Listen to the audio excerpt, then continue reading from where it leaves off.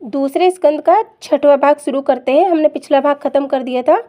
श्री सुखदेव जी बोले, हे राजन, ब्रह्मा जी ने श्री नारायण जी के विराट स्वरूप का वर्णन किया। वे बोले, हे नारद, उस विराट स्वरूप को इस प्रकार समझना चाहिए कि ऊपर के 7 लोक उनकी कटी के ऊपर के और नीचे के 7 लोक उनकी कटी के नीचे के भाग हैं। मुख अग्नि और वृक्ष आदि शरीर के रोम, 10 दिशाएं कान, समुद्र पेट, सूर्य आँख, पर्वत शरीर की हड्डियाँ, नदियाँ शरीर की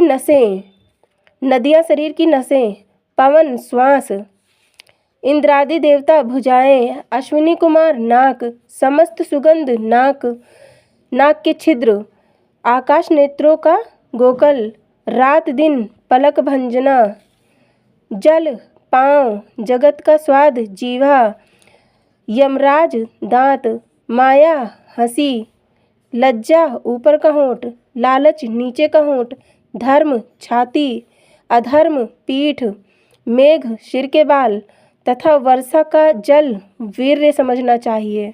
इसी कारण तपस्वी और ऋषि मुनिजन सब स्थानों पर श्री नारायण जी का प्रकाश समान रूप से जानकर किसी को दुख नहीं देते हैं। हानि लाभ यश अपयश और दुख सुख आदि सब उन्हीं परमेश्वर की इच्छा से होते हैं। वे अविनाशी पुरुष ही समस्त चेतन जड़ चेतन जीवों को पैदा अथवा नष्ट करने वाले हैं।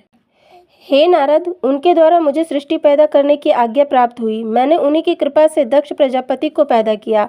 उनके द्वारा और बहुत से व्यक्ति पैदा हुए। उन्हीं श्री नारायण जी का स्मरण करने अपने हृदय में धारण करने के कारण मुझे संसार को रचने की शक्ति प्राप्त हुई।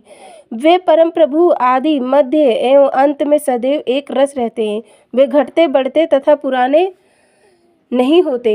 नारायण जी ने अपनी इच्छा से संसारी जीवों को भव सागर से पार उतारने के लिए मृत्यु लोक में 24 अवतार धारण किए हैं। मनुष्य का कर्तव्य है कि वे सदा उन अवतारों की बाल लीलाओं का स्मरण एवं कीर्तन करें।